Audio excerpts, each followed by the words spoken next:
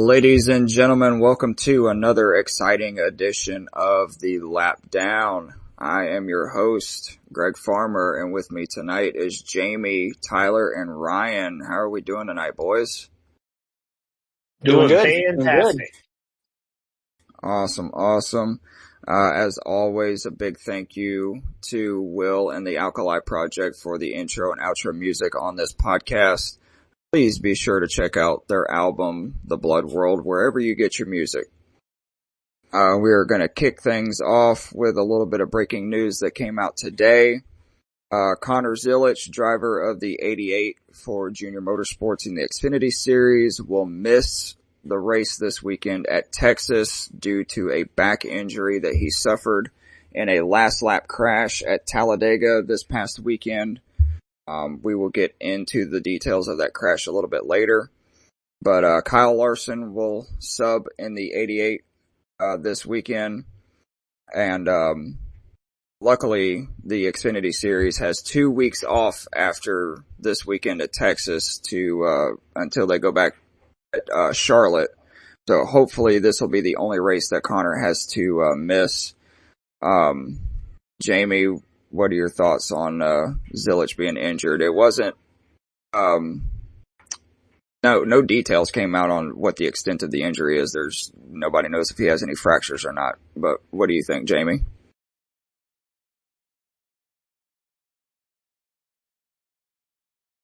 I guess risk factor of running at a super speedway, any little thing can go wrong within an instant. And unfortunately, I mean, it was a pretty decent collision that Zilisch took. So just thoughts and prayers goes out to him. Wish for a speedy recovery. But even as safe as these cars are, it's super speedway. It is high draft, and the risk factor is elevated when you're in pack racing. Yep, I agree. What about you, Ryan? I mean, my biggest thing when I saw that come out was immediately thinking to all the people who said that, the night after the race that, that shouldn't have been a caution because he was all the way out the way. And it's like, you gotta get people out there because injuries don't wait. Yep. Yeah, I agree. I was actually there in person, and on the big screens, I saw Zilisch spin, and they immediately threw the yellow, and I was kind of pissed off. And because the cameras cut away from him spinning, I actually didn't see him hit the wall at first. And then they went back and showed the replay of him hitting the wall, and I was like, okay, that definitely needed to be a caution because that was a very hard hit. Yep. Tyler, what are your thoughts? My personal opinion is the fact that he hit the speeds and the angle he hit the wall at. I'm not shocked, but this is, if I remember correctly, this is the second year in a row somebody had a back injury from a crash at Talladega.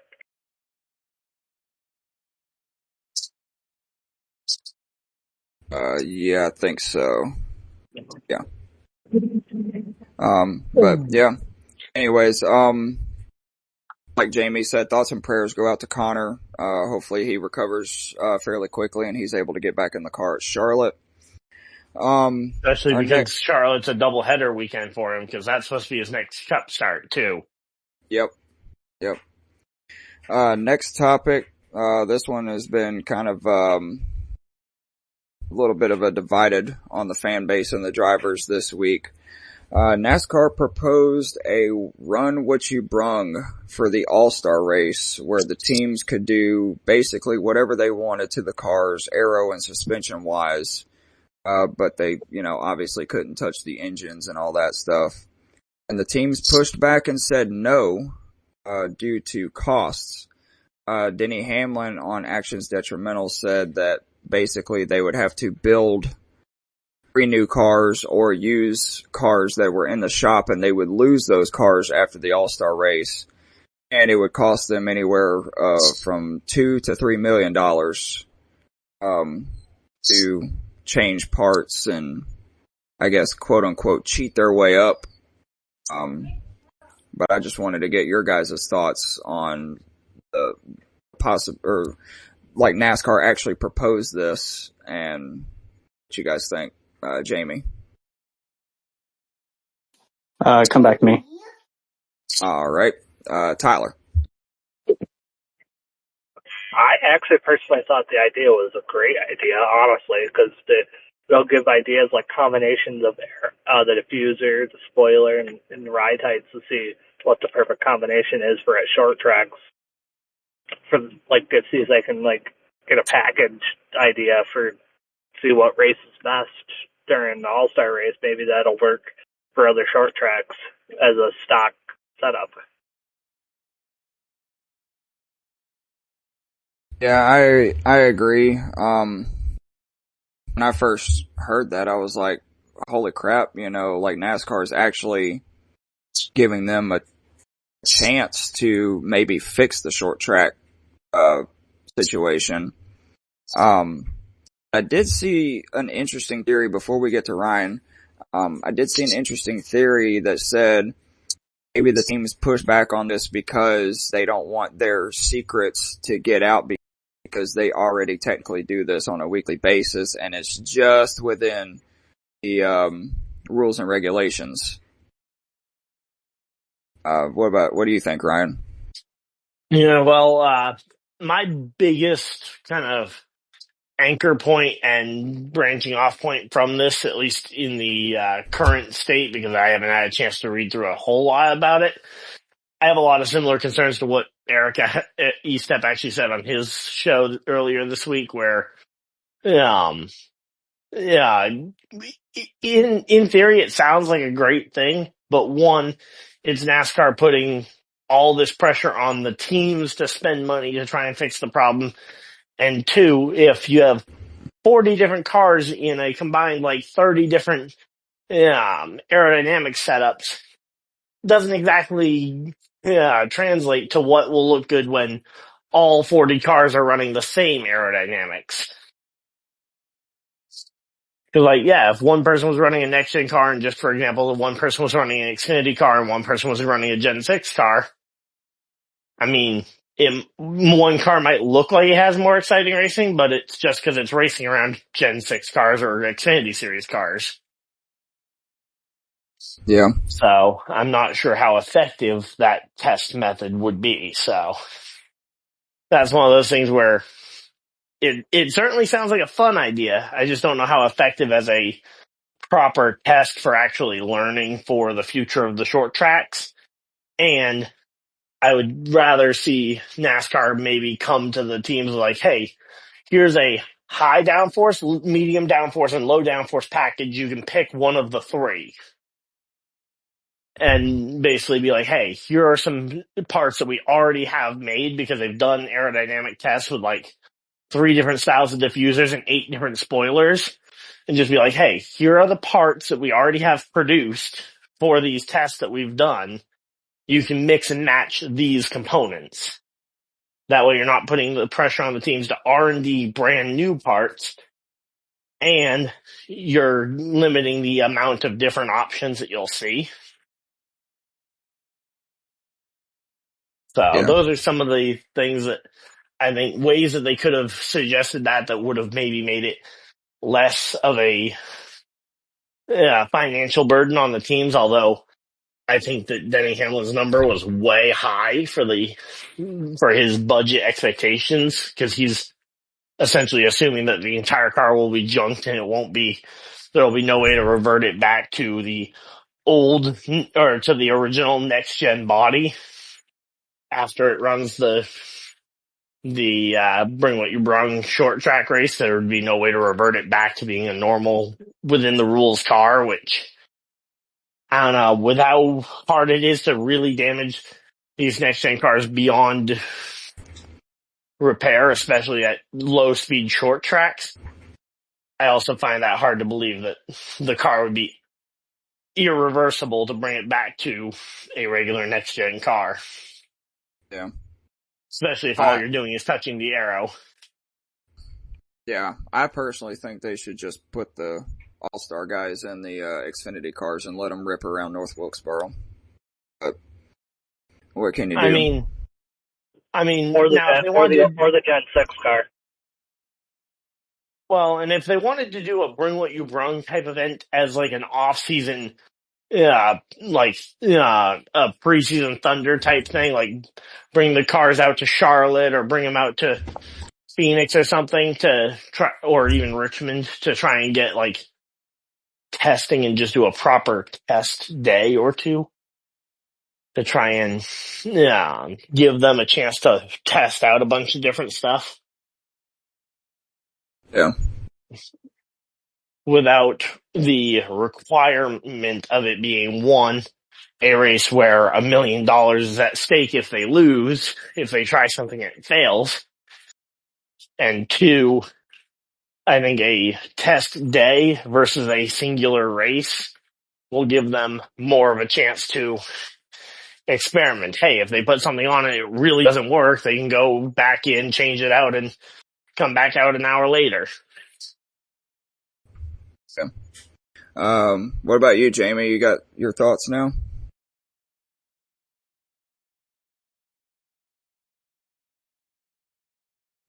I'll add on to my thing. Can I add on to my thing while he's doing that? Absolutely. So, look, I like the idea of, like, being able to adjust stuff like that, but now thinking about it, I mean, I think Danny Hamlin, I do agree Danny Hamlin's numbers are a little high, but I don't see how it would cost really that much more to adjust the arrow, and literally, because they're not adjusting the body itself. Well, I read the rules. The body itself, you can only adjust the arrow. You cannot adjust the body, you can only adjust the suspension. The body is the arrow, but Like the regardless, only things they're allowed to mess with is the splitter, the spoiler, the rear suspension, and the diffuser. and the component. Sorry. They cannot adjust the body like Sam Marcus Jr. did back in 2008. That crazy ass Gen COT car. Yep. Anyway, but like I'm saying is like, does that really cost that much to swap out a spoiler or a diffuser when the parts are already made from a single source developer? Well, and that's where part of what Denny said, and part of why I'm not throwing his expectation completely out the window, is the fact that I do understand that the R&D of the research and development into coming up with a part that will race better than any other. I mean, research and development is not free, and it is not cheap to have a good R&D team. Even if you are, I mean, look at IndyCar. I mean, they have the only thing that they can really develop on those cars are the shocks and dampers, and they spend millions in R&D each and every year. Yeah, and that's why other teams will pay lots of money to get access to Andretti shocks. Because Andretti shocks are absolutely absurd. But Exactly. Jamie, you good now? Oh, I guess nope. Yeah, we just lost him for a bit. All right. But yeah, so that's where I could at least give some validity to Denny's number. Like, yeah, I think it is still really high, but again, the price of research and development could be at least higher than some people are thinking, because it's not like it's just completely free. See, what people don't understand is the fact that they're bringing one what you've wrong. It's a single source parts. They're allowed to mix and mingle like the diffuser and the spoiler, but their parts are already made, so they're not allowed to mess with that stuff. They're already pre-made. They could just mix and match them and see which downforce setting works best. Yeah, and again, that's kind of why the idea that I kind of floated earlier, like, hey, maybe if NASCAR came to them with like, hey, here are 3 approved spoilers and 2 approved diffusers and 3 approved ride heights. You can pick and choose from these combinations, so not everybody isn't running the same thing. But you aren't forcing everybody to go out and invent their own wheel. Right. Anyway, I think I got what I wanted to say out of here. You good, Ryan? Yeah, I'm good. All right. Well, maybe we'll see something happen later down the road. Yeah, I was gonna say, I'm not sure if Greg had anything else he wanted to add to that. No, not really. I just wanted your guys' thoughts and opinions on it. But we're gonna go into our recap segment. They raced at Talladega this weekend. I was there, camped out for the weekend, had an absolute blast. I will tell you, the Boulevard is unlike anything I've ever seen in my entire life.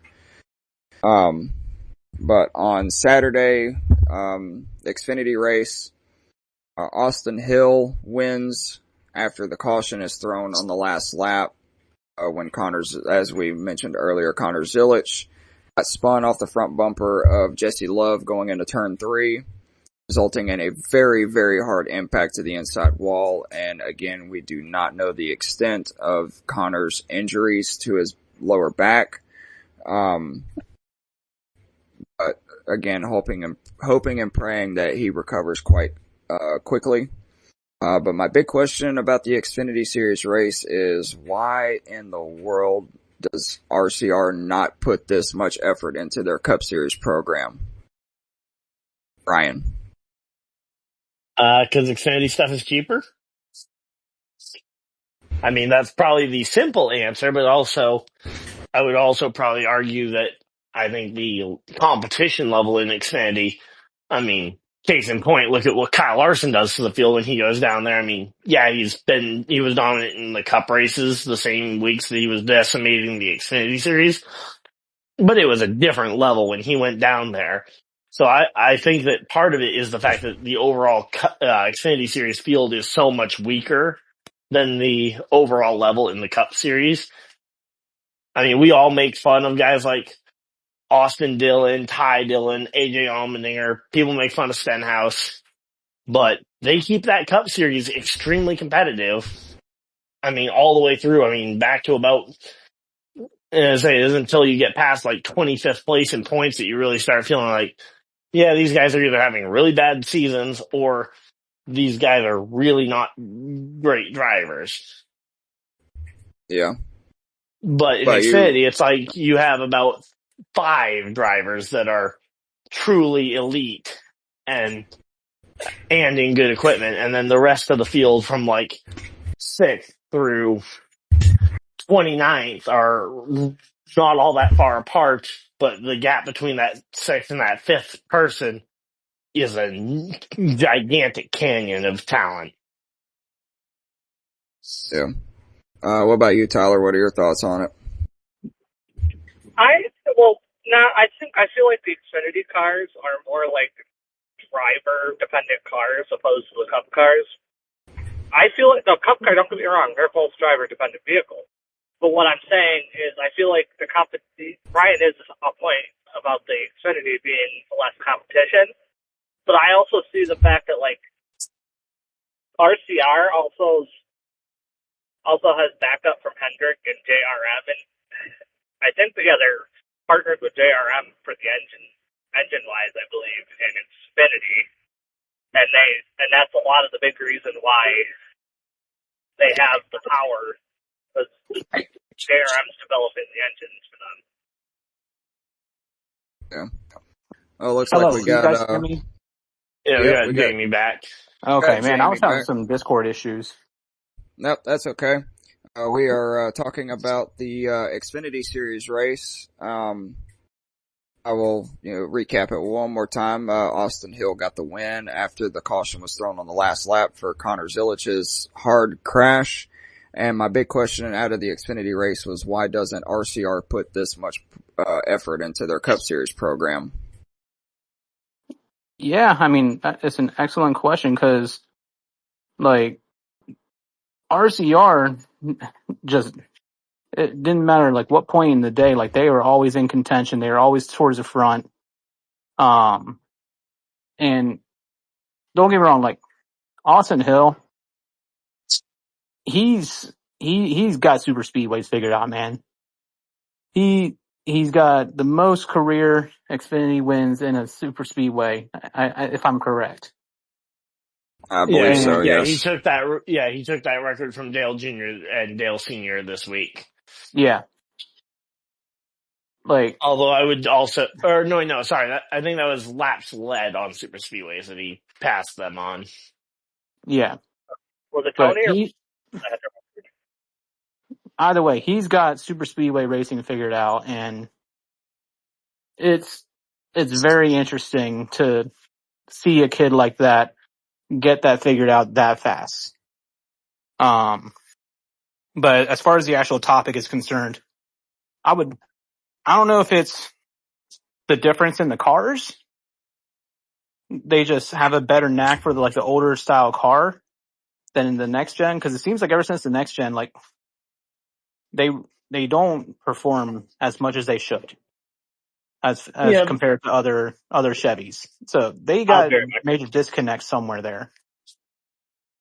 Well, but outside of Reddick, RCR had been struggling for quite a while. I mean, yeah, the year that they had Henrik and Austin Dillon was a career worst year for RCR as a company, pretty much. They haven't been good since Kevin Herman left in 2013.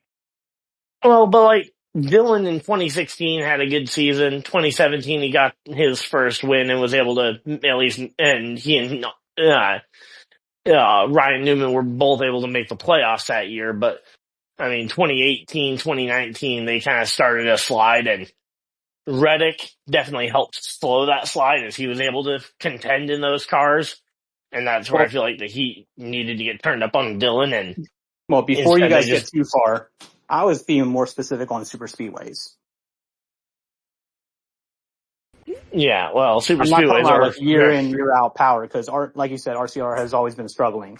But when it came to super speedways, if you were in NASCAR fantasy, you were almost dead set and determined to put the two RCR cars on your fantasy lineup on any super speedway, because you knew they would always have the power, and if there was a chance, they would be at least in the top 5, top 10 range by the time everything's said and done. I never really felt I don't feel like RCR has really been that team on super speedways. I feel like that's the spot I would say Roush has been in, where no matter who the driver is, I'm usually looking to Roush for my super speedway fantasy points. On any weekend other than this one, because I'm sure we'll get to the Roush weekend in a minute, but yeah, I feel like that's more so the Roush role than because I don't remember the last time RCR was overly dominant on super speedways, especially at the Cup level. At the Xfinity level, yeah, we've mentioned they have that absolutely dialed in. The 2023 Daytona 500, when they controlled the front two rows late in the race, and you could say Kyle Busch last year in the summer race at Daytona, he was pretty much up front all night. Yeah, but when I'm thinking of controlling the race, usually when I think to the recent Cup races, it's okay. Yeah, it's mainly the Penske duo or trio up there, and yeah, Kyle Busch has been a part of it, or sometimes Dillon is hanging around, but it never really feels like they are the car to beat. Yeah, they might hang around. I honestly wouldn't even look at the Roush cars at that point. I would look at the front row cars. Yeah, front row had also been a part of that, although this weekend front row was also fairly anonymous. Well, fun little tidbit, if we were to look at team standings, RCR sitting in 4th currently. So you have your big three, you have your big three in Hendrick, Gibbs, and Penske. And then RCR is sitting there in 4th. All right. Yeah, well, and that's another thing about the difference between Xfinity and Cup is that in Xfinity there's very few 3 or 4 car teams. I mean, you've got Junior Motorsports with 5, but then no other team really has more than 2 or 3 full time. Yep.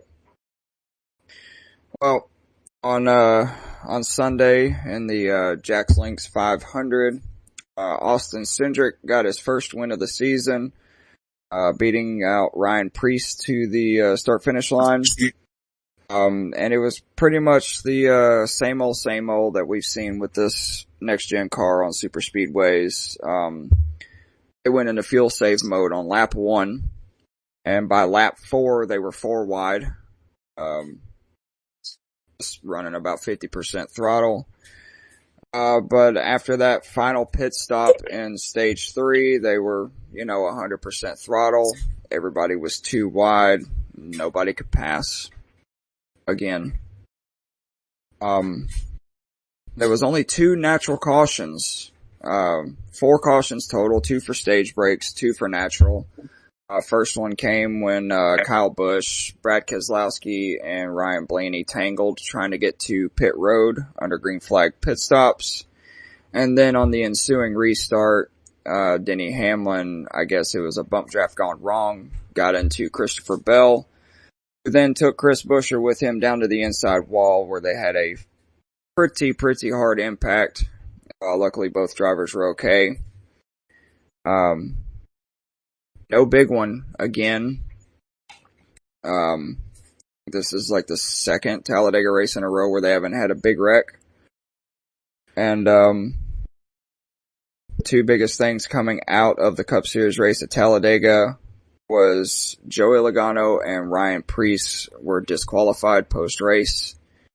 Joey Logano was disqualified for missing a bolt in the rear spoiler, and Preece was disqualified for having too many shims on the rear spoiler. It's supposed to be 2, and they had 3. So starting with Jamie, what are your thoughts on the double disqualifications? Both drivers finished in the top 5, and now they are last place, and the teams will not appeal the DQs. I mean, it's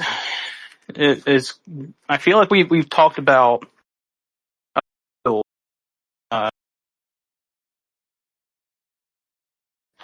with more cars. I feel, I don't know, maybe I just haven't really looked at it as in depth as I have this year, and it just seems like more cars are getting disqualified this season than in recent memory. Am I wrong in that?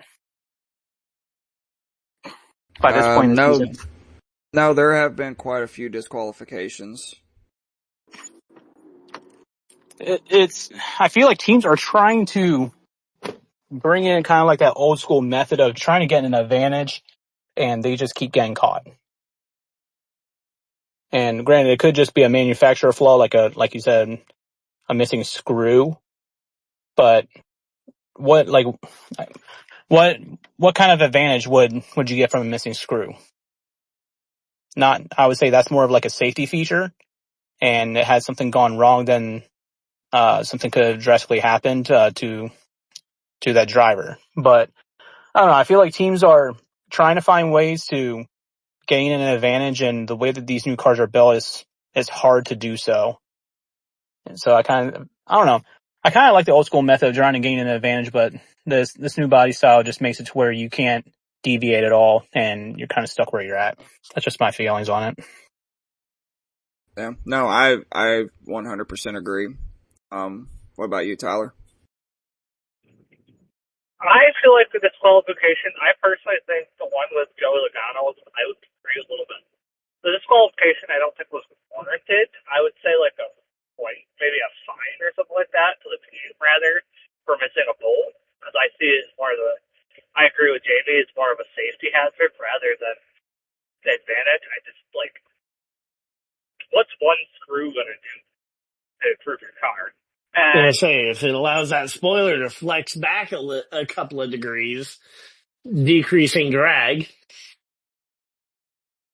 Well, I mean, it's one screw. You need multiple screws to do that, or to flex. Like maybe loosening up the screws, but missing one screw all of a pipe really if you not have going to one matter. screw missing on the if the screw that was missing was either of the edges, then it could start to do it. Yeah, if it was Right. one of the middle screws, yeah, it wouldn't be Yeah. nearly as much of a performance I advantage. wish But they I would don't have. think. I wish they would have said like which screw, because then we could kind of go more in depth and say, hey, would this have actually mattered? Would have not, kind of Yeah, thing. because But like if it was the they didn't left list it. or because yeah, if it was the left or right corner screw, I mean, yeah, that's a massive advantage on speed because yes, that would then be able to reduce drag by a lot. Because those spoilers are super thin, and it being loose, it'll literally like flex, and you can get less drag. Right. Yeah, and then just kind of jumping in here for a minute. The other thing with the Penske disqualification is I feel like if they appealed it, they would have had a better chance, but they aren't even choosing to appeal it, which makes me think that they know that they either did something wrong or they did something worse that they don't want getting scrutinized in the appeal room. I It's kind of have to agree with Ryan there, honestly. because this seems like the perfect kind of thing to be like, hey, yeah, the screw just came loose. We were going 200 miles an hour, cars vibrating over bumps.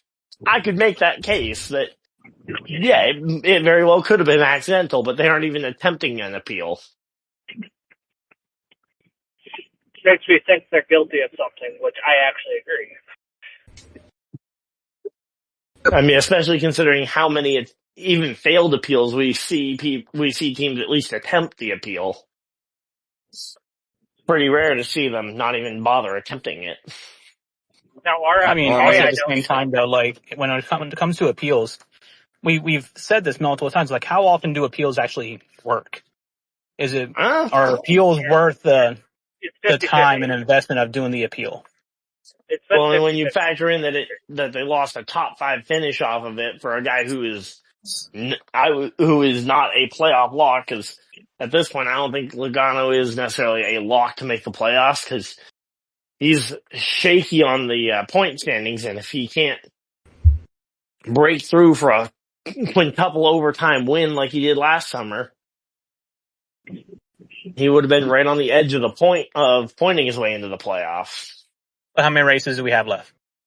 Oh yeah, I'm not saying that he can't do it, but I also remember it was around this time in the season. It was actually ironically one race earlier in 2017 when Logano had a win taken away from him at Richmond, and he failed to make the playoffs that year after the penalty.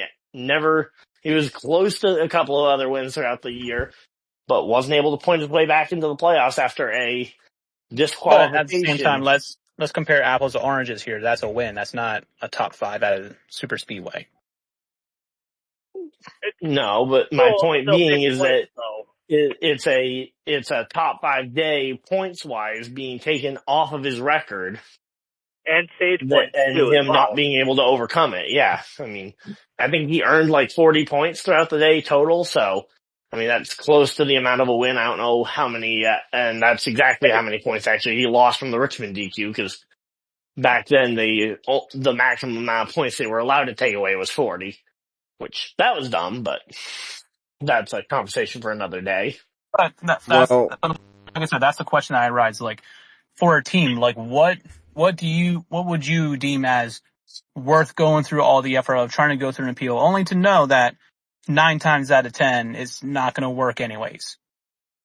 Well, but again, I would There's say always that one chance. There's always that chance. There's always a chance that could go their way. That's why and a screw coming loose, I could at least make that argument easier than the other disqualification, which we'll get to with Priest, where you just have an extra part on the car, where it's pretty hard to deny that. Oh yeah, no, we didn't do that. That's not us. You just miscounted.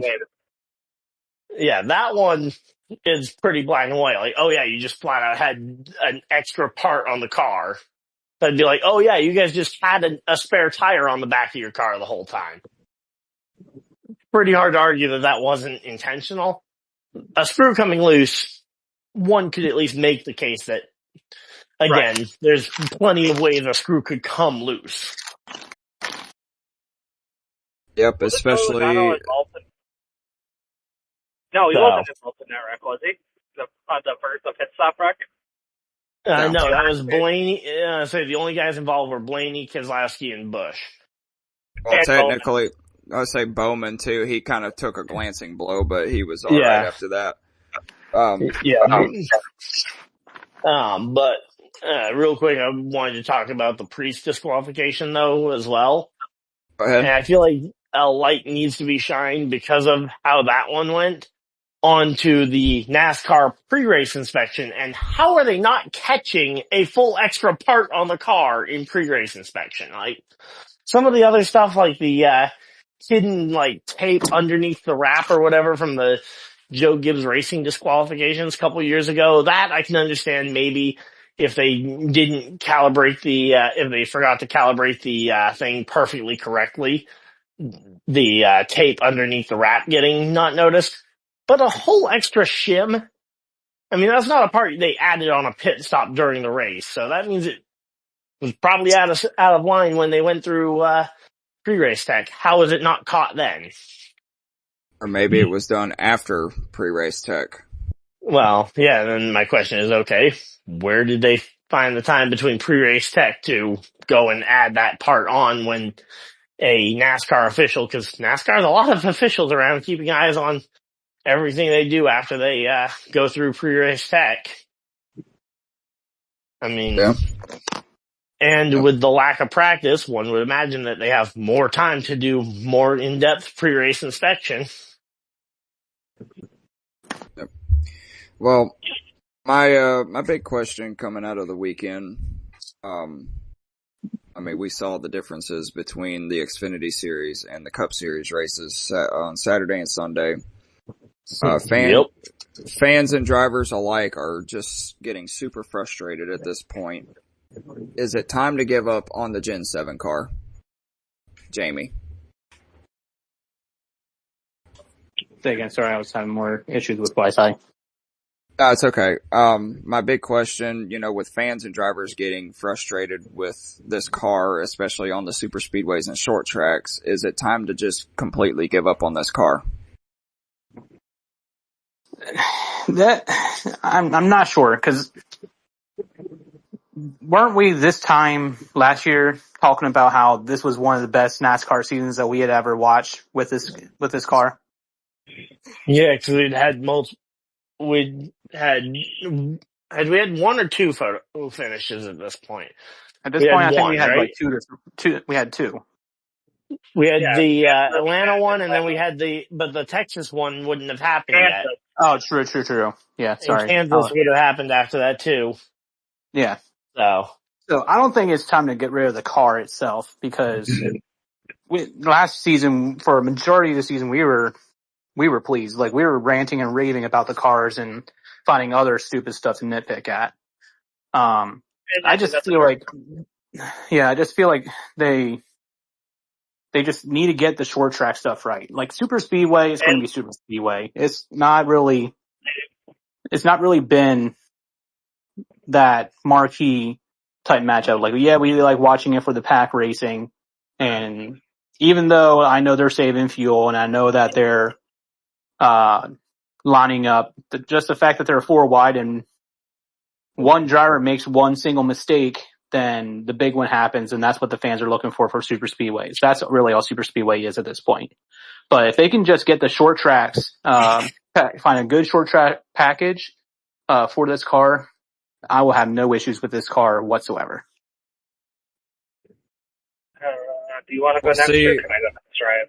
Well, hang on one second. See, the thing is like I said before, the 3 and 4 wide racing is entertaining to watch, even though they're fuel saving and stuff. It's the fact that between the Gen 6 and the Gen 7s, the Gen 6, they could be running 100% throttle and having massive runs and being able to pass and stuff like that.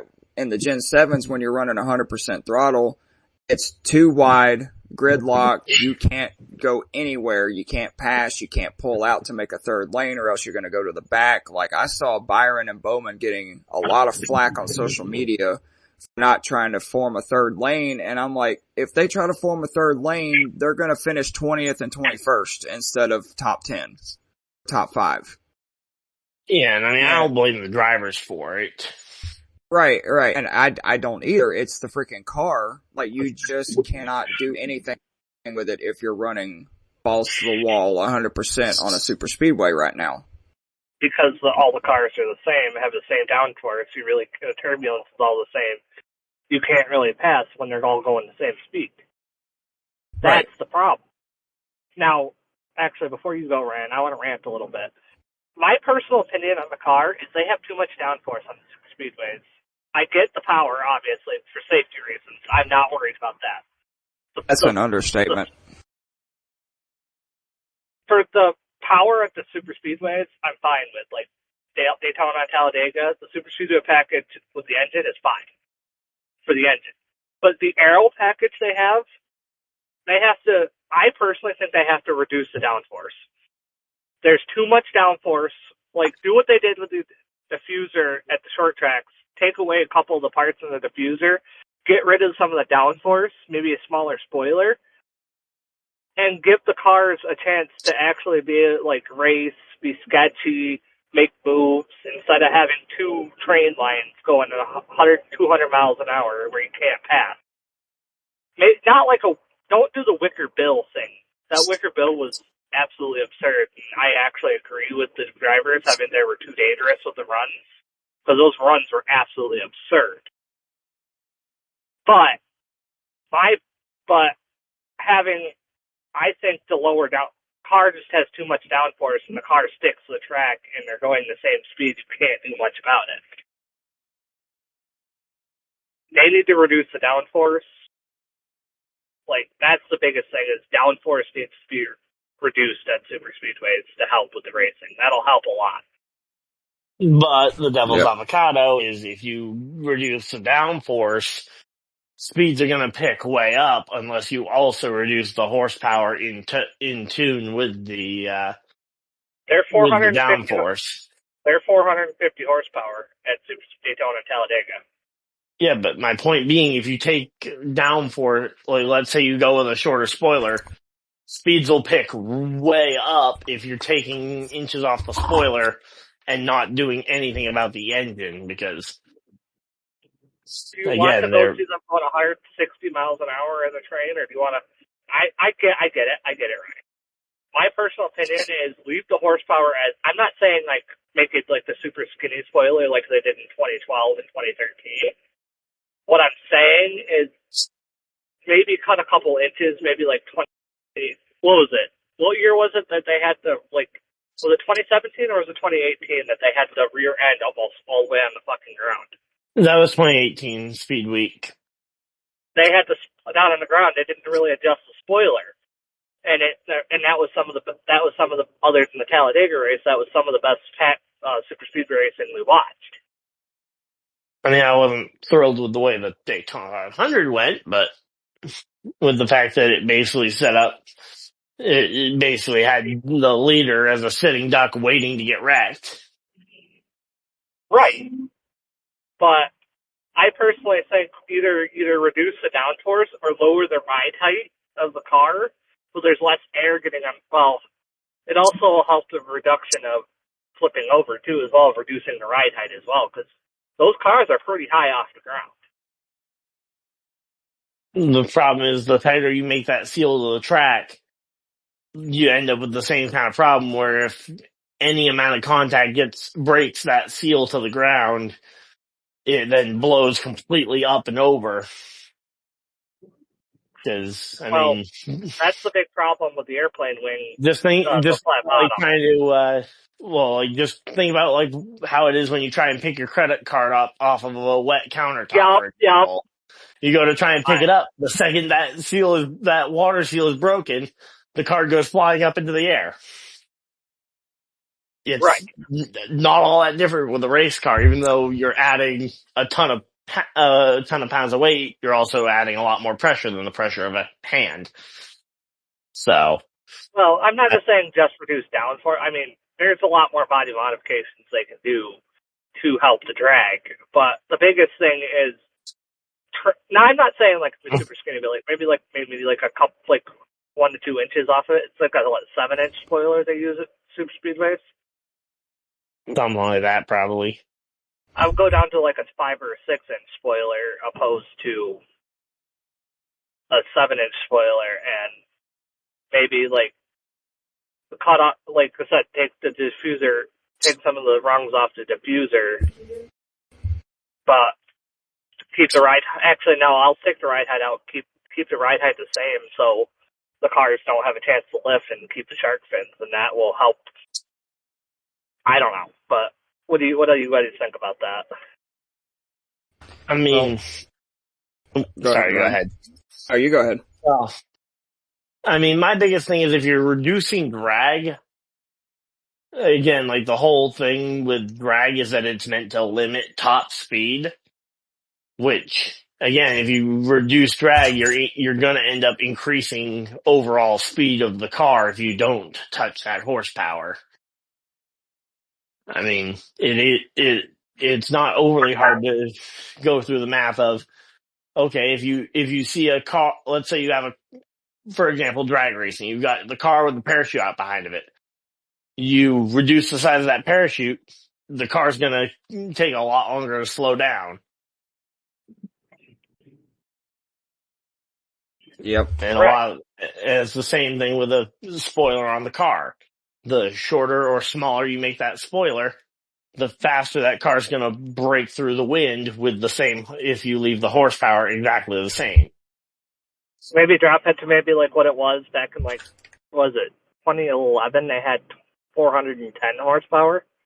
Yeah, and again, if you're reducing the horsepower in tune with a spoiler reduction, I think that could potentially be a possible fix.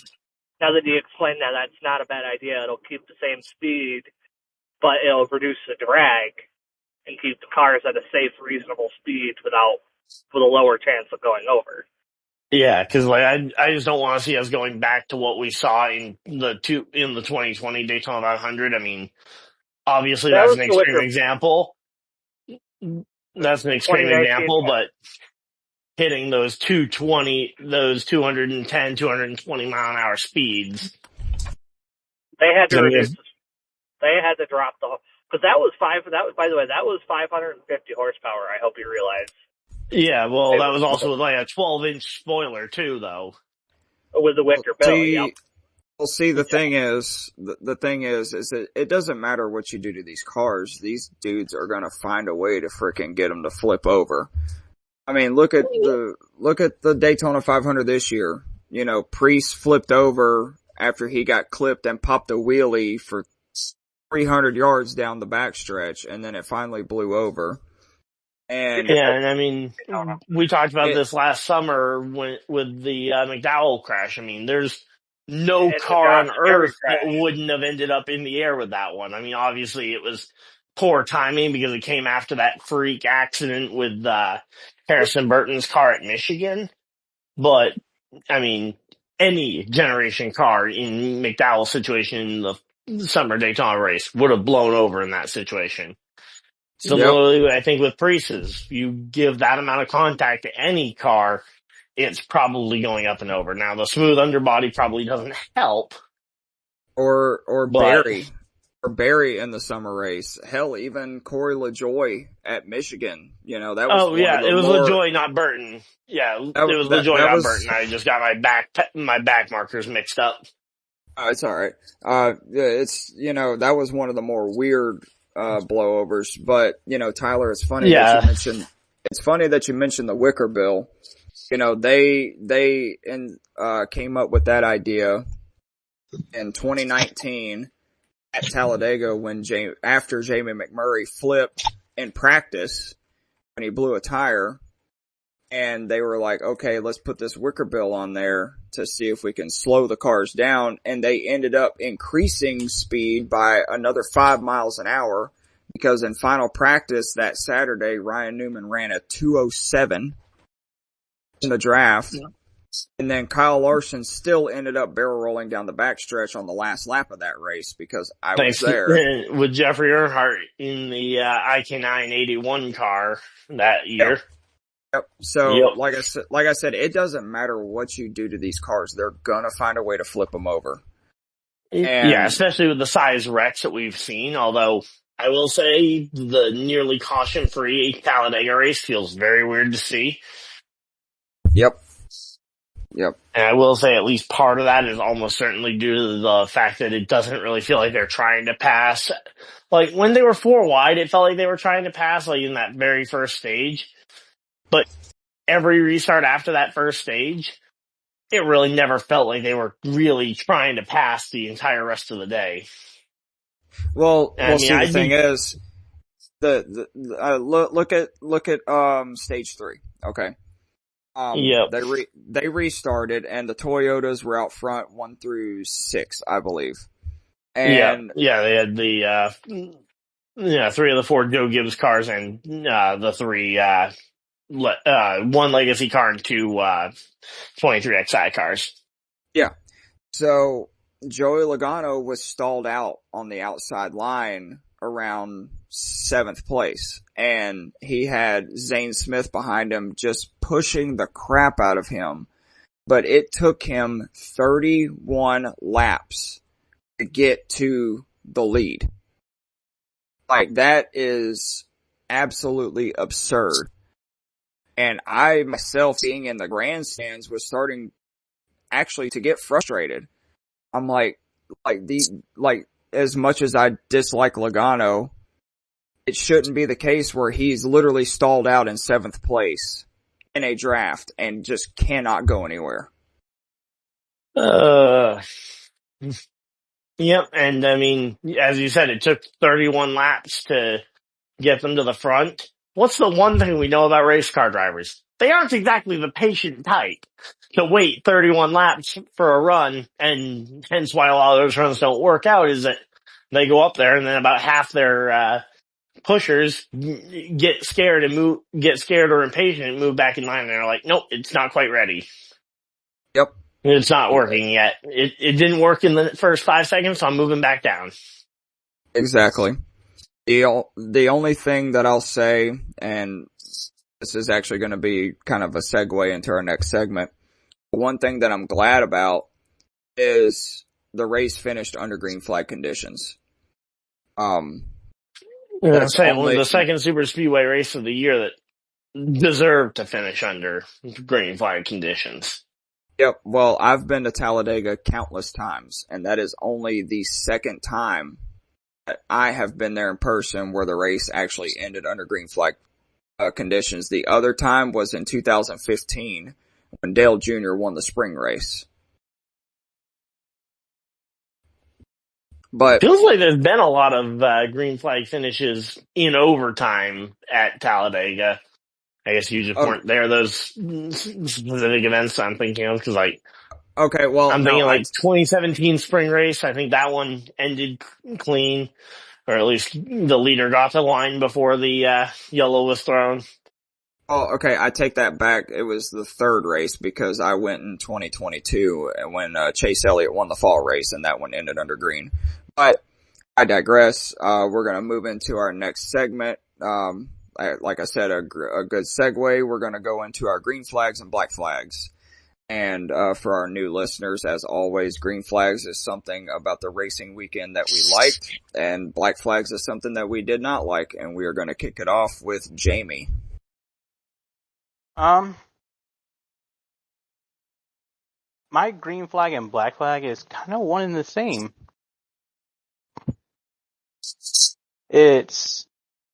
I'll start with the black flag because then it transitions to the green flag. Joey Logano crashing out on the radio about Ryan Blaney. That was Austin Cindric. He was crashing out about. All right, Austin Cindric, yeah.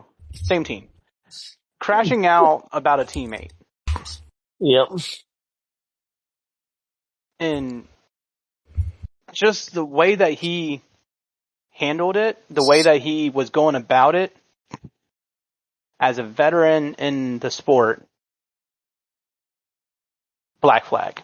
Like, there's no excuse. Now,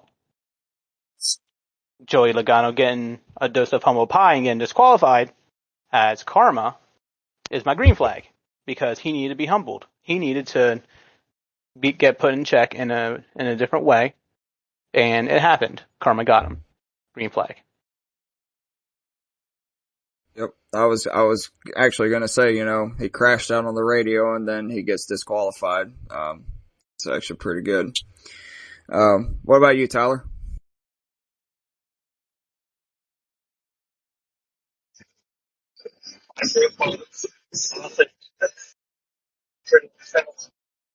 You sound distorted, sir.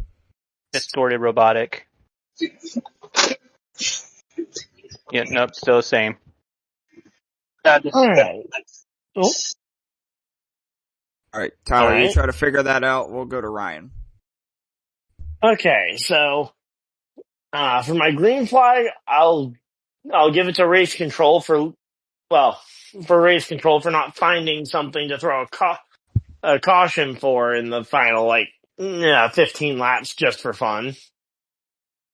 Because it feels like a lot of the time when we have a race like this, there will be some small thing that will happen that will bring out the caution, and then that restart usually leads to more chaos, and then we end up in second or third overtime, or fifth, Nashville. So, credit to NASCAR Race Control for not finding something to throw a caution for. And I have two things in mind that I could give the black flag for, but I think we talked about one of them already, so I'm going to go ahead and rant about the other one instead. Go ahead and give them both. You can have more than one. All right, well, I'll start with the one that I don't think we've talked about yet. Why on earth did we have two commercial breaks during green flag racing with 15 laps to go, and the other one starting at 9 laps to go and going till 5 to go? I mean, yes, they were side-by-side commercials, which was a positive that we had a lot of side-by-side commercials. We should not be getting a side-by-side commercial with 9 laps to go and going until 5 to go. Losing 4 laps of commentary and potential race-ending storylines, because we can't have commentary during a commercial break, obviously. Losing that amount of time really killed any potential for the commentary booth, which has been hit or miss, but it really didn't give them the opportunity to try and build up a storyline of Priest versus Cindric, or any of the other possible storylines they could have tried to build up over those 10 laps. Two and words. Again, the fact that we got 2 of them in 15 laps. 2 words. From Fox Sports. Yeah, Fox Sports, but again, I don't put the blame on, which I find it funny because it was also the last race directed by the previous race director, so I don't know if this was something that he was just like, yep, it's my last day, I'm not even gonna bother paying attention. And then the other thing is the comments from, was it Steve O'Donnell that said, or who was the guy that said that, that brought up like the metrics? Oh, Elton Sawyer. I was actually Elton Sawyer, yeah. That was gonna be my other black flag as to, like, come on, dude. Okay. For how many years have we been talking about metrics? All right. Well, before you elaborate on that, I will read his quote. It says, NASCAR's Elton Sawyer, when asked about the possible changes to the Super Speedway package, he said on Tuesday on SiriusXM, quote, "You have 67 lead changes among 23 drivers. So when we look at all of that, what are we trying to fix? What's not going the way that we would like it?" Which, in my opinion, is complete bullshit. But go ahead, Ryan. Yeah, so watch the last 30 laps, if you can, with all the commercial breaks. Watch the last 30 laps and tell me where on earth someone other than Priest or Cindric was going to win that race from. I'll wait. Oh, there isn't any, because they couldn't pull out a line to pass.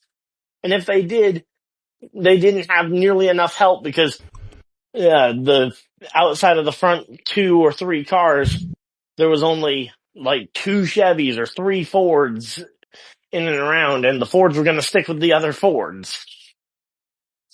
Yep. So, I mean, that's one of those things where, like, yeah, if you watch specifically the final 30 laps of any super speedway race, the problem becomes pretty obvious to see. Like, I'd be curious to see what the lead change metric was like at the end of stage 1, because, like, on my stream when I was commentating the race, we actually put the lead change graphic up because we were on a absolute heater with the 4 wide racing early on for a potential shot at trying to break the record for most lead changes, which is a somewhat artificial record, but the fact that we racked up probably 40 or 50 of those 60 lead changes in the first stage alone doesn't leave a lot to be shown about for the second half of the race. Yep. So, excuse me. I have 2 green flags and 2 black flags. The first green flag goes to just the weekend overall. Like I said earlier, I camped out there for the first time. We got out there on Friday and came home Sunday after the Cup Series race, and it was unlike anything I've ever experienced at a race besides going to the Daytona 500. Me and my buddies, we went to the Boulevard Saturday night. I met Freddie Kraft. I met Parker Kligerman. I almost met Cletus McFarland, but he went out to party, and there were, some things on the Boulevard that I cannot say on this podcast because we might have kids listening. And 2, just the Xfinity Series race on Saturday was amazing. Way 100% better than the Cup race. Those guys put on a show. Yes, RCR quote unquote dominated, but they could still race one another and not just be gridlocked in traffic. Technically I have a 3rd green flag. It has to go to Jeff Gluck for his epic rant on the teardown about the All-Star race. And the run what you brung and the cost cutting. If you guys have a chance, go listen to that. It's an all-time rant. My black flags. Luckily, I have a 3-hour drive tomorrow. Nice. My black flags, obviously, the elephant in the room, just the Cup Series race overall. The 3 and 4 wide was entertaining. It's just, it wasn't that much of a good race, and we haven't really seen a good Cup race at Talladega since the Gen 6 cars. I've got my metric, by the way, for that one, if you want to hear it. All right, let me get my second green flag, or black flag real quick. Okay. My other black flag goes to race control.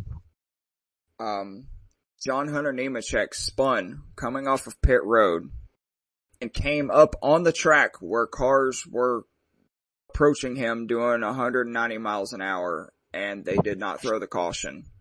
That is one of those situations that they should have thrown one for it. Yes, that should have warranted a caution. It happened literally right in front of me. And I was looking at the flag stand, I'm like, where's the yellow? It's like he almost got annihilated by like 3 cars. Yeah. Yeah, because that is the counterpoint to what I said when I was praising race control for not finding something. That is something they should have found. Yes. But what's your metric, sir? So the metric I went and found was in relation to the quote unquote bad racing, especially at the end. So to start stage 3, before the stage 3 restart, we had 51 of the 67 lead changes already had happened before we started the final 68 lap green flag run. So, just to give some more fuel to, we had a lot of lead changes. They just all happened in the first 30, 40 laps of the race that we were already racked up to like 30 or 40 lead changes, and we hit 50 before the end of stage 2. Yep. So quite literally, we had about 10,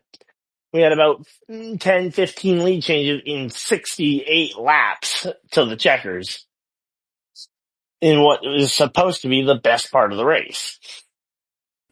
So that was the metric I was looking for, because I knew I put up a lead change counter. Oh, wait a minute. I just realized I put up the lead change counter and then we stopped getting lead changes. Sorry. Yep. Dire Curse got him again. I did have one more black flag, but it had nothing to do with the race at Talladega. All right, please go ahead. So, news came out about the All-Star race, and we can't have a podcast without talking about the fact that they're introducing a promoter random caution. Oh, in the yeah. All-Star race. That is something we were going to definitely talk about at some point. I completely forgot about that. My apologies. No, you're good. I intentionally tried to forget. And on Dirty Mo Media, Kyle Busch, of all people, this is 2025, where anything can happen. And one of those anythings is the fact that I, Jamie, actually agree with something that Kyle Busch says. Oh, listen, that has to be a legendary rant on par with the Jeff Gluck rant, I hope. He summarized it like this. Has NASCAR became Barnum and Bailey circus on wheels? Yeah. Like, are we just doing gimmicky things to entertain fans as opposed to having the best drivers in the world compete on a week in, week out basis? Yes, it's the All-Star race. Yes, there's supposed to be some fun and some cool things added into it. But having a promoter just throw a random caution. Yeah, and here's Which where I feel like if you... It'll be Marcus Smith, by the way. Good for you, Marcus Smith. Here's what I hope you do, Marcus. And I don't care if you listen to this, if someone shares it to you, from Jamie to Marcus. If you're going to commit to this, I need you chugging a beer every 10 laps. I need you to have that flag in your hand, so when you pass out from your beer intake, that's when the flag comes out. That's the only way that this is going to be entertaining. That'd actually be entertaining. He just chugs beer, and the first time he pukes from it, he has to throw the caution. Yeah, that's the only way this is going to be entertaining. The other way I thought would be, and I heard this again, another one from Eric Estep's show, was the potential of give it to the broadcast booth and let them tease it all night long. Like, oh yeah, is Boyer going to hit the button? Is Boyer going to hit the button? Oops, Boyer hit the button. I will say that Kyle Busch on Door Bumper Clear this week was awesome. And I agree with what Freddie Kraft said. We should have, like what Jamie said about Marcus Smith chugging a beer, we should have a drunk ass fan in the flag stand and just throw it whenever. The only problem there would be I'd be worried that the drunk fan would fall off the flag stand. And we don't need fans falling onto a live racetrack. That is true. Because I've seen the way that some of these people stumble around when they get drinking, that could be a real safety hazard. But, I mean, hey, honestly, for the All-Star race, let Boyer have some beers up in the booth. Oh, man. Like, you know that would be hilarious. Like, I think the biggest problem for Boyer was when he went to being a full-time booth commentator. 'Cause, like, he was a comedy gold on the Pro Invitational when he really didn't need to be worried about being a full-time professional broadcaster. He could kind of be more laid back, more himself. But ever since he became kind of a full-time commentator, it feels like he's been... Yeah, now I don't know if this is him choosing to or if this is the people at Fox telling him to. but it feels like he's too much trying to play an over-exaggerated character of himself. Yeah. Yep. And especially because we've known Clint and his personality for years before this, we know it's not his natural personality. Unlike another person that was around Talladega this weekend with Cletus McFarland, where I have no idea if that's his actual personality or if he's just playing up a character for the racing thing that he's doing. He's doing really good at the on-track stuff, but like, I'd like to imagine that is his actual, like, just personality, because he seems like a really fun guy. But considering the fact that he is a content creator and I didn't know him much before Daytona, I have no idea if that's his real personality or if that's a character he's basically playing up. Well, I will say when I saw him in the infield Saturday night, I don't know if he was in character or not, but like all he wanted to do was go out and party and just take in Talladega, as a fan. And he is super tall, by the way. Like, super tall. Like, how he fit in that ARCA car on Saturday, I have no idea.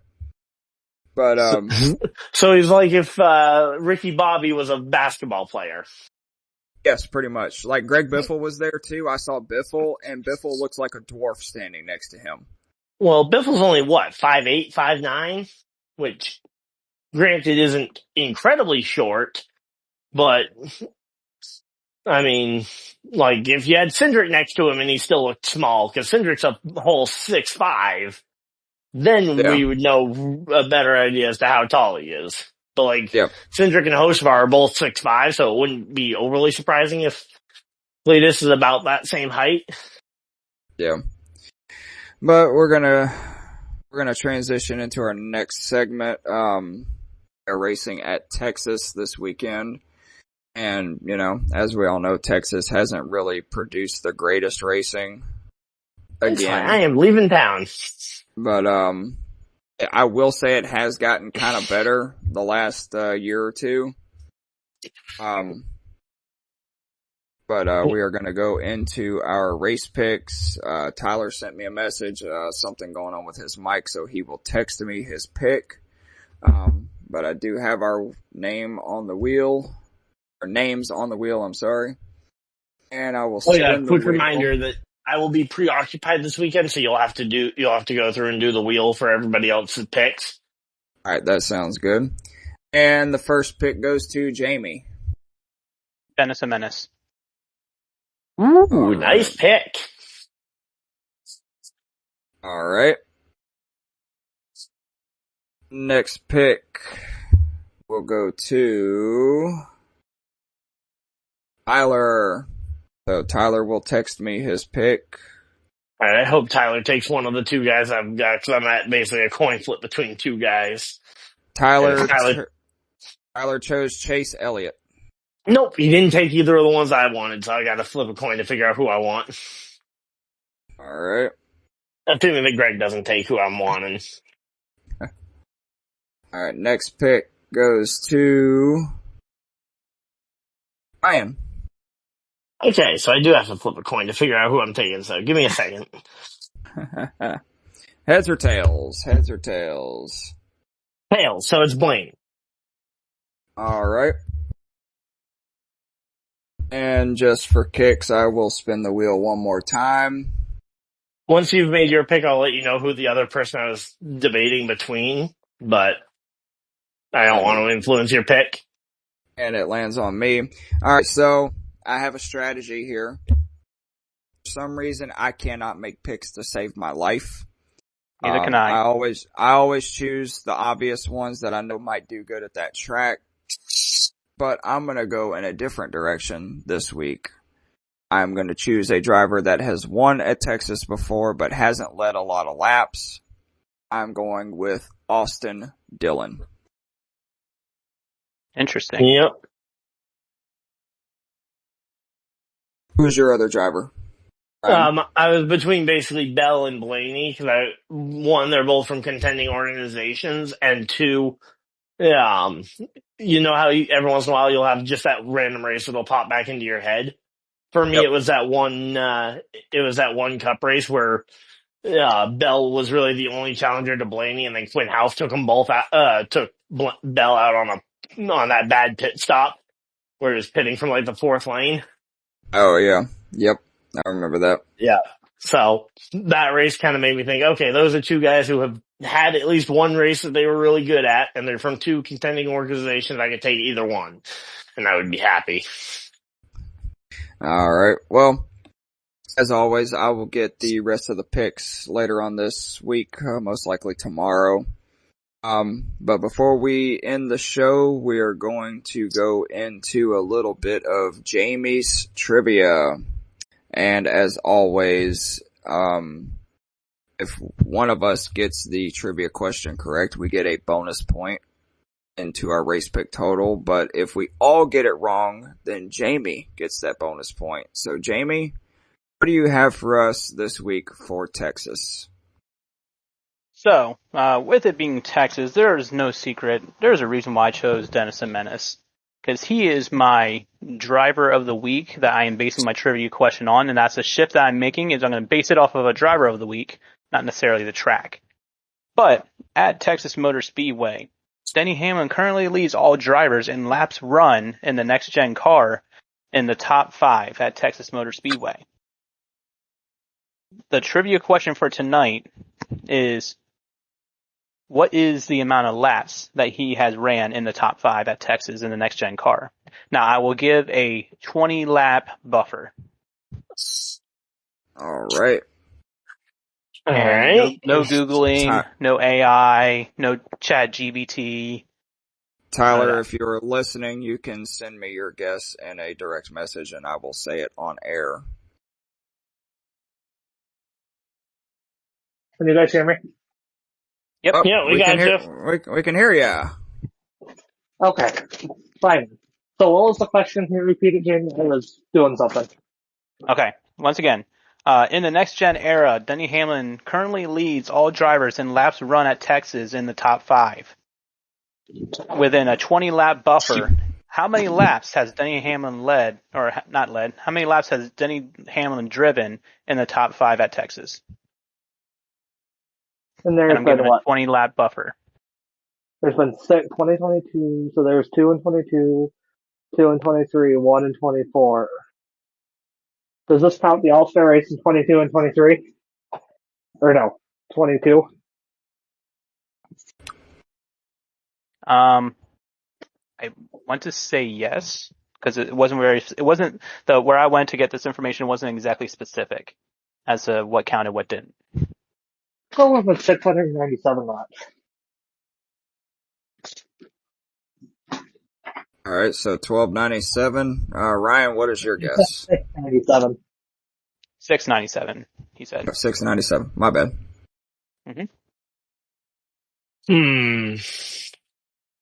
That's what I'm trying to think of how many starts that would be. So that would be one start in 2024, one start in 2023, then let's say two starts in 2022 because they had 2 races at Texas that year. I'm gonna say, I'll say 380. All I'm right. aware I might be guessing low, but All right, so I'm we thinking have somewhere about 45 to 50 laps per race on average.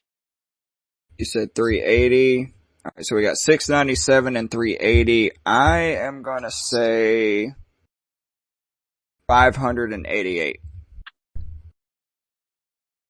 This is shocking. You guys are way off. Wow. Oh, wow. I mean, Because we're talking about laps ran in the top 5. So this is first, second, laps third, ran in fourth, the and top fifth. 5. I was thinking laps led. Nope. So yeah, I was definitely way off. Yeah, I probably would have Denny guessed Hamlin. like 850. Denny Hamlin has officially, Yeah. Denny Hamlin in the next gen era. So since its christening of 2022 season, Y'all ready for this? Yep. Denny Hamlin has ran in the top 5 for an accumulative 1,752 laps. Wow. Oh, wow. Yeah, again, I was thinking laps led, so I was already going to be insanely off. If you wanted to go the extra mile and just see how many laps he's ran in the top 10, it would be 2,460 laps. Yeah, I mean, not that many laps where he ran 6 through 10, because he spent a lot of time inside the top 5. Correct. I am But, curious to know how close I was on laps led, though. let me check real quick. I can go right back to that site. So give me one Because second. I said 350 for laps led. I got 380. Does nobody get the point this week? Because even though I was the closest, I get it. Jamie, Yeah, because Jamie we were gets all the so point. far off, Jamie gets the point. that's fair. So, But it didn't Denny matter how much Hamlin of a in the buff next it gen era has led, hold on. At Texas. 329. Oh, hey, I was pretty close to my 350. Yeah. I'll take that. So I'll take that as a little win, even though it won't count for points. I heard you say 380, but No, I said 350. oh, okay. Well, either way, I mean, yeah, that's a pretty close guess there, Ryan. Yeah. Again, I was kind of guessing, like, okay, if he led about 50 laps a race, about 45 to 50 laps per race that he ran, estimating that out across the number of starts made. And when you factor in that Texas at one point, so I think one or two of those Texas races were a 500 miler, so there were extra laps in there to account for as well. Yeah. So, because that's another thing that really throws it off. Like, for example, with Atlanta stats, where it's like, oh yeah, there was a whole extra 100 miles to Atlanta back 5 years ago. Yep. Or even the Austin Hill statistic that we've talked about earlier, where he passed Dale Jr. and Dale Sr. in laps led at drafting tracks in the Xfinity Series. He's got 2 extra per year with Atlanta. No shock that he was able to pass them. Yeah. So, well, all right. Well, that is going to close our show. Jamie, congratulations on getting your extra bonus point by stumping us on trivia this week. As always, a big thank you to all of our sponsors, Century PC, Sleeves, Fanatics, Fubo TV, Bulletproof Coffee, Dr. Squatch, and, Smackin' Sunflower Seeds, and the Alkali Project again. Also, please be sure to check out our other podcasts. We have, Biscuits and Penalties, Dirt and Turf, and the Hard Count. Those are all going pretty strong right now, except for the hard count. Hard count will be back right around football season.